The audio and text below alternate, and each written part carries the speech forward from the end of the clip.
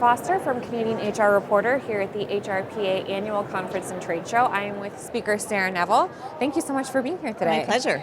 All right, so I'd love if you could tell us a little bit about your session. Sure. So my session was called Power Up Leadership Presence for Women, and it was taking a look at gender differences in how men and women communicate in the workplace, and where those differences are rooted scientifically in sociology, and how women can maximize their leadership presence with an understanding of those gender differences so that they can be seen and heard at work.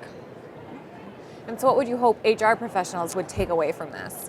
So HR professionals, like many professionals, but HR in particular, are often looking for ways to be more influential, to be more persuasive, to augment their own personal power so that they can be heard and they can have a voice at the table and influence decisions.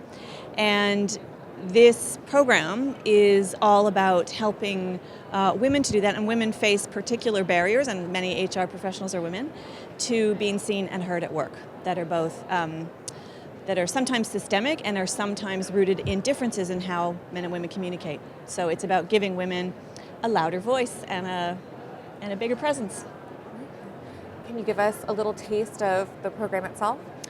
So we start by looking at some of the gender differences. So for example, the fact that women tend to be more collaborative in approach and tend to ask more questions than men do, and often tend to apologize as part of a ritual in conversation, that women tend to be apologetic, not necessarily intended as a sincere apology, but as a way of smoothing out conversations. So we take a look at some of those kinds of behaviors, and then we look at how those kinds of behaviors can undermine women when they're not used consciously. And so how apologies, for example, might be taken at face value when really an apology wasn't really what was intended. So how women might, in a desire to build relationship and rapport and to show warmth, might be unintentionally undermining themselves through their language. And so it's about taking a look at what your language is and making sure that it's intentional in how you're using it.